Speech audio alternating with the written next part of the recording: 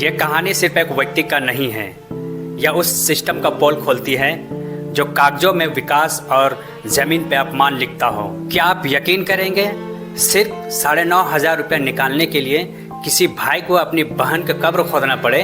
अगर नहीं तो यह कहानी आपको भीतर से हिला देगी। उड़ीसा के एक छोटा सा गांव रहने वाला जीतू मुंडा, ना कोई नेता, ना कोई सेलिब्रिटी, ना कोई पहचान, बस एक आदिवासी गरीब भाई। उसकी बहन कालरा मुंडा अब इस दुनिया में नहीं रही, लेकिन उसके बैंक खाते में 19,300 रुपये पड़े थे। वो पैसे उस परिवार के लिए सिर्फ रकम नहीं बल्कि जीवन थे। जीतू ने बैंक गया उम्मीद लेकर, लेकिन सिस्टम ने उसे इंसान नहीं बल्कि सिर्फ एक प्रक्रिया समझा। बैंक ने कहा खाता धारक को लाओ, या डेथ सर्टिफिकेट लाओ, या कानूनी वारिस का कागज लाओ। अब सवाल यह है कि जिनके पास 2 वक्त के रोटी का इंतजाम नहीं, तो इन कागजों का इंतजाम कहाँ से वो करें? गरीबी ने दबाया, लाचारी ने तोड़ा, और सिस्टम के बेरुखी ने उसे वो करने पे मजबूर कर दिया जिसे कल्पना करने पे भी रोंगटे खड़े हो जाते हैं। जीतू मुंडा ने अपनी बहन के कब्र तक पहुंचा, मिट्टी खोदी, कंकाल निकाला और बोरी में भरा, और 5 किलोमीटर कंधे में लाद कर वो बैंक पहुंचा। एक भाई अपनी बहन का लाश नहीं,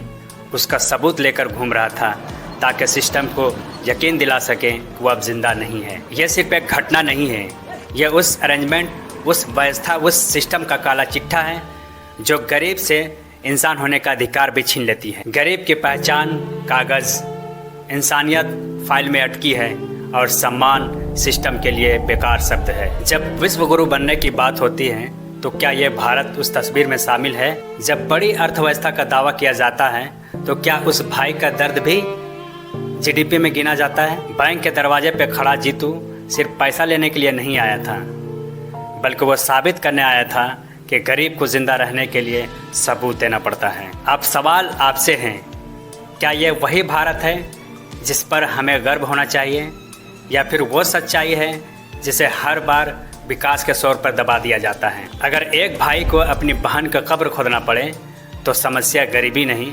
समस्या